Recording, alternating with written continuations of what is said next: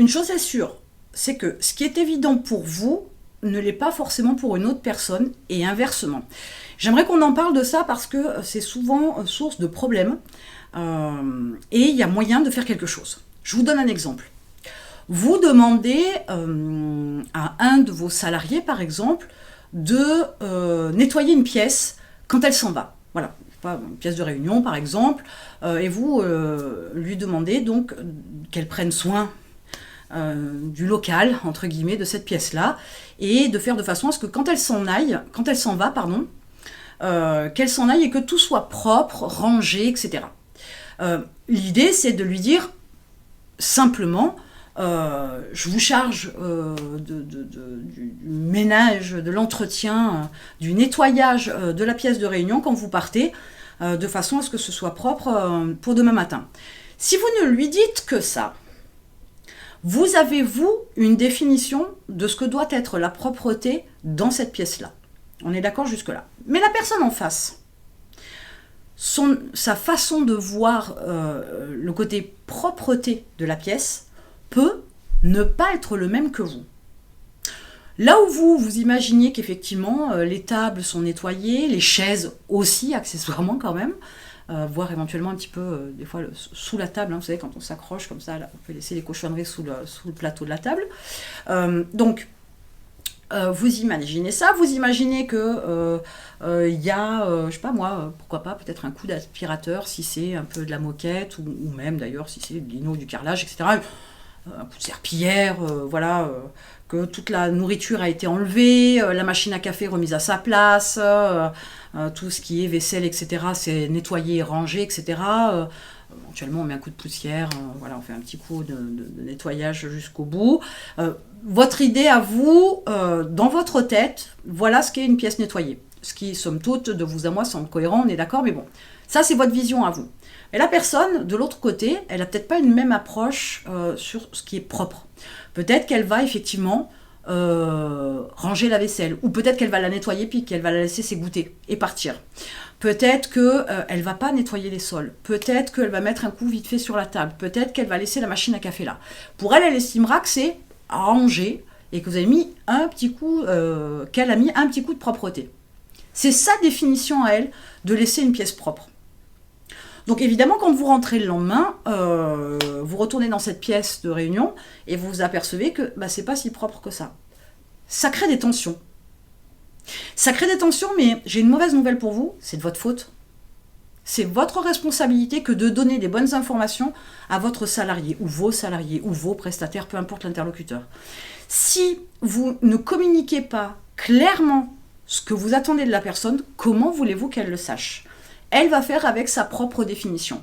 Elle va faire avec sa propre vision des choses. Elle va faire aussi en fonction de son planning, en fonction de ce qu'elle sait faire. Bon, elle aurait pu faire mieux, certes, parce qu'on peut apprendre à faire quoi que ce soit quand on le veut, on le fait. On apprend. Bon, bref, il y a tout un tas de paramètres qui rentrent en ligne de compte, mais ça ne peut pas être, potentiellement, ça peut arriver, que la personne en face n'ait pas la même définition des choses que vous. Donc, si ce n'est pas propre comme vous le souhaitiez, c'est parce que vous n'avez pas donné les bonnes infos. C'est parce que vous n'avez pas indiqué ce que vous vouliez. Alors, vous pourriez me répondre, oui, mais Sarah, on va passer son temps à expliquer aux gens comment nettoyer une pièce. Comment vous dire ça ? Si, en fait. C'est malheureux, mais c'est nécessaire. C'est nécessaire pour que les choses soient faites comme vous le voulez. C'est nécessaire pour que vous ne soyez pas contrariés. C'est nécessaire pour que vous n'ayez pas à faire de retour, voire de remontrance à cette personne-là. Elle a pensé bien faire avec sa définition à elle. Donc elle peut ne pas comprendre aussi votre réaction. Mais sur le principe, c'est pas à elle de vous comprendre.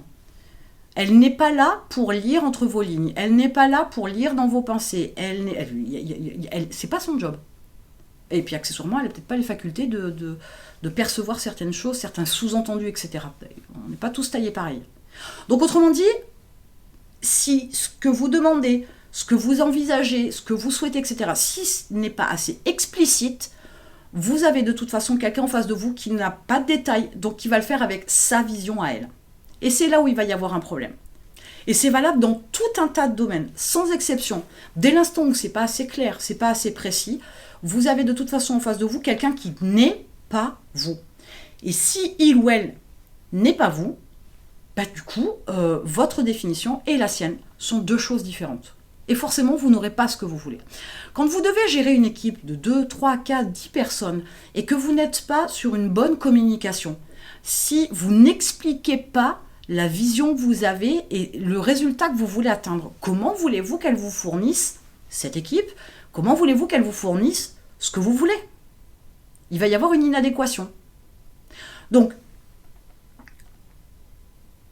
votre vision, là j'ai pris un exemple simple, mais votre vision sur le développement de votre entreprise, votre vision sur les objectifs à atteindre, les étapes à passer, etc.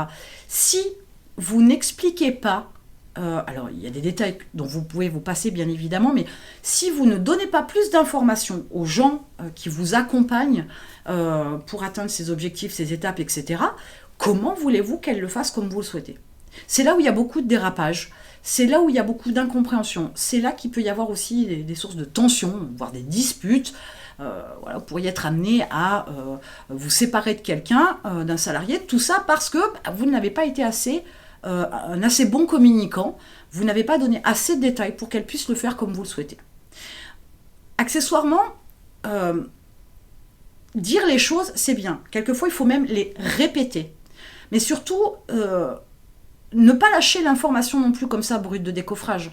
Si la personne ne comprend pas pourquoi elle doit le faire, si ça n'a pas de sens, vous aurez devant vous un simple exécutant qui, de toute façon, à un moment donné, cherchera toujours à se faciliter la tâche. Donc, déviera des instructions de départ, donc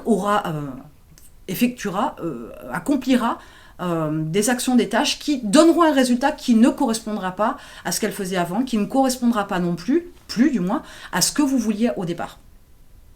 Et c'est quelque chose de fou dans une bonne logique comme ça à froid, mais qui pourtant est une manière plus intelligente de pouvoir gérer votre équipe, mais surtout de les amener là où vous voulez les amener pour avoir ce que vous voulez. Vous ne pouvez pas penser que les prestataires, vos interlocuteurs de manière générale, vos salariés, puissent lire dans vos pensées, savoir exactement ce que vous voulez si vous ne le dites pas. Un point, c'est terminé. N'allez pas plus loin que ça. Vous verrez aussi que, de manière générale, vos rapports avec quiconque seront nettement plus qualitatifs et permettront un échange vraiment constructif et enrichissant si vous êtes clair et précis dans ce que vous voulez, dans ce que vous exprimez. Mais de toute façon, personne d'autre, entre guillemets, n'a la même façon de réfléchir que vous, n'a la même vision que vous de votre vie, de votre avenir, du développement de votre entreprise, des objectifs à atteindre, de vos envies, etc. Et il est primordial de comprendre que c'est parce qu'on est différent, ça peut être une force, certes, dans certains domaines, etc., dans certaines situations, mais en tout cas pour votre entreprise, comme vous êtes le leader, vous êtes celui qui décide, celui qui trace la route et qui emmène son équipe, il vous faut aussi que vous puissiez être capable de définir justement l'itinéraire à prendre, et dans le détail, et où on s'arrête pour déjeuner, où on s'arrête pour faire une pause, c'est exactement la même chose dans votre entreprise. Pensez toujours au fait que moins vous êtes explicite, plus il y a de chances que vous n'ayez pas ce que vous voulez. Et ça entraîne de la frustration, ça entraîne de l'agacement, potentiellement de la perte de temps et de la perte d'argent, et ça, ce n'est absolument pas possible. Donc maintenant, je vous invite à faire attention à la façon dont vous communiquez avec votre équipe.